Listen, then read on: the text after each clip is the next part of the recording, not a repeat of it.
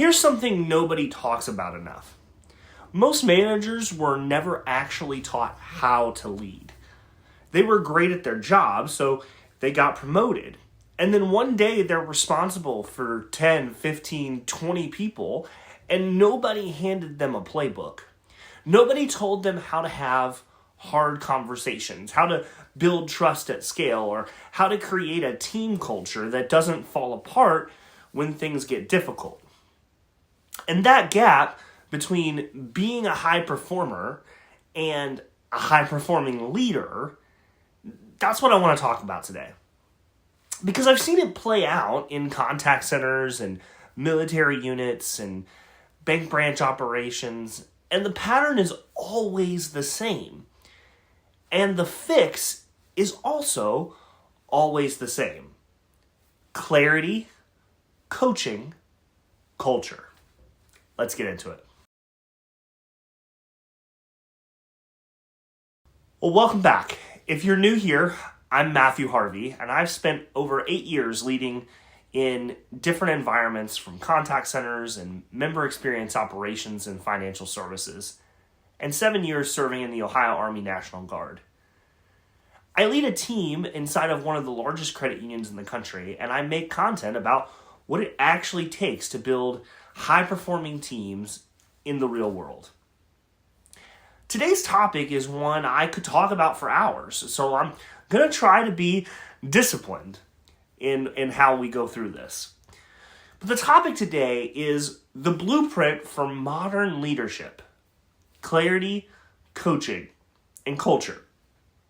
So let's start with the one that most leaders overlook completely.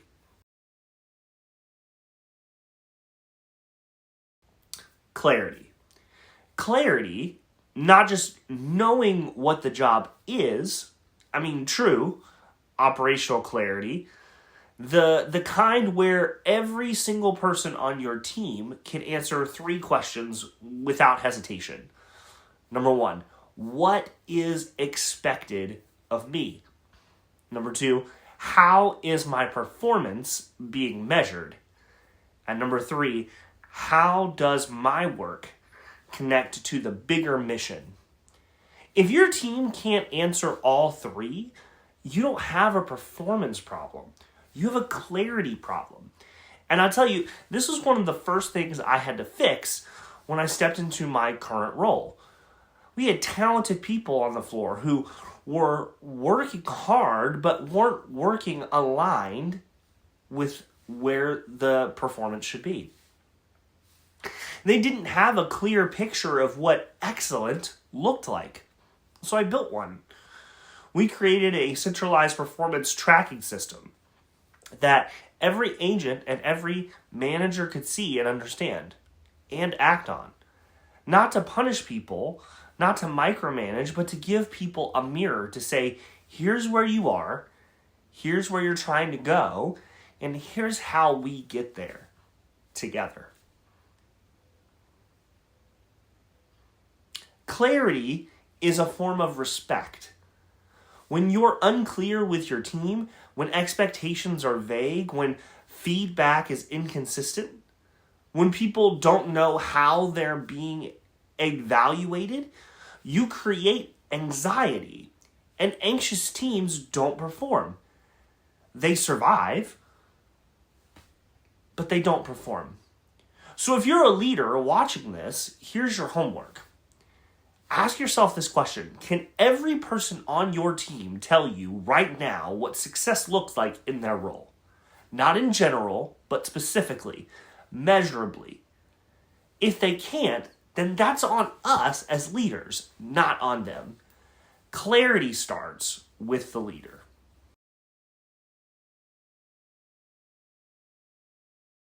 All right, let's talk about the second pillar, coaching. I want to draw a really important line here because this word gets misused constantly.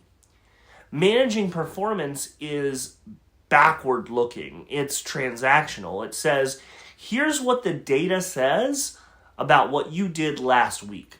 Now go ahead and sign here. But coaching performance is actually forward looking. It's developmental. It says, here's what I see in you, here's what's possible, and here's how I'm going to walk alongside of you to get you there. Now, as you can see, these are two completely different conversations, and they produce two completely different team cultures. Now, am I saying that data doesn't matter? Absolutely not. I'm a metrics-driven leader, but data is just the starting point of a coaching conversation. It's not the whole conversation. I'll give you a real example from my world. I built a peer leadership development program for some of my peers. And they're frontline leaders who were technically solid, but hadn't been given structured space to grow as leaders. The program wasn't about compliance training or policy review. It was about developing them, coaching them, teaching them how to give feedback that lands, how to hold difficult conversations not only with their team, but also with upper leadership in a way that showed value. How to recognize what's driving someone's behavior before jumping to a different action. And the result, better conversations, higher quality scores, lower turnover, and maybe most importantly, a team of leaders who now believe they're capable of more. That's what coaching does. It multiplies you. One thing I say a lot is, if you're the only person developing people on your team, you're the bottleneck. The goal is to build a coaching culture where the leaders around you are also developing their people, so your impact scales beyond your direct reach. Here's a simple framework I use. I call it the 3-part coaching conversation. Number 1, acknowledge. You have to start with what's going well. This isn't fluff, but it builds trust and shows that you see the whole person, not just the problem. 2, identify or name the specific behavior or pattern you want to address. Not personality, not character, behavioral, observable, specific, and actionable patterns that you're observing. And 3, commit. End with forward-looking agreement. What are we going to do differently? What support do I, as the leader, owe you? And that's it. It's not complicated. But it does require discipline and intentionality, which honestly is what separates good leaders from great ones.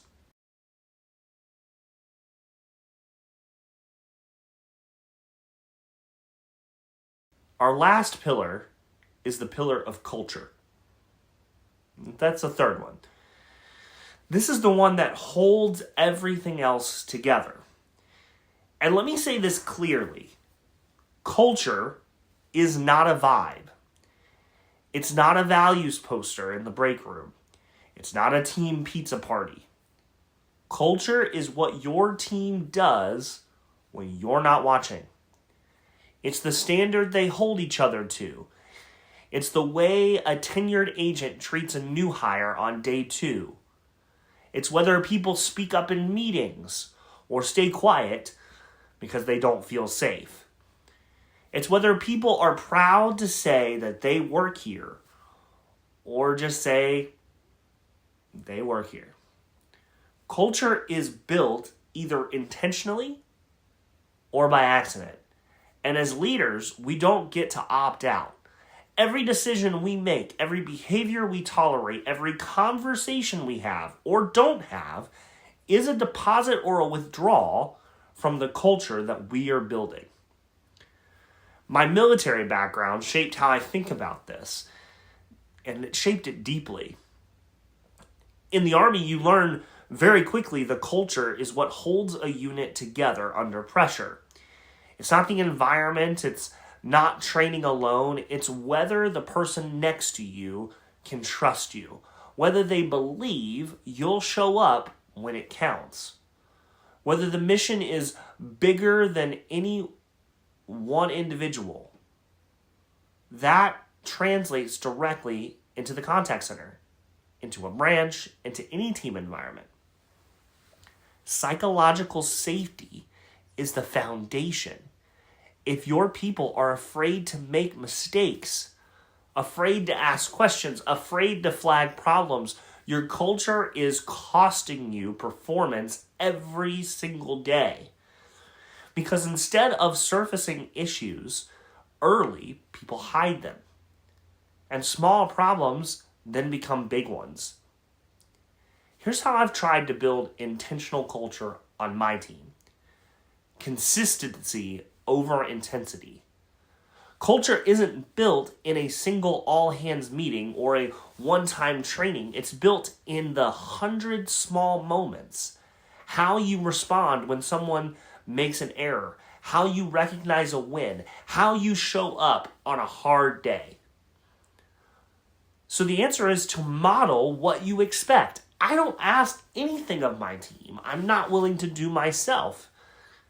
If I want people to communicate directly, I communicate directly. If I want people to own their mistakes, I own mine. Out loud, in front of the team. Connecting work to meaning, especially in financial services, especially in a credit union. The people on the phones aren't just processing transactions, they're helping a member avoid a fee that would derail their budget. They're helping someone navigate a financial hardship with dignity. When your team understands why their work matters, their standards change. And culture is the thing that outlasts your tenure. It's the legacy you leave behind. So go ahead and build it on purpose.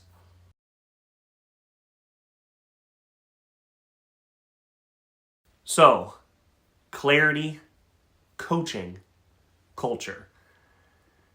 These aren't three separate things you work on one at a time. They're interlocking. Clarity makes coaching possible, and coaching builds culture. A strong culture reinforces the clarity that holds everything together. If I could give you one thing to take away from this video today, it's this.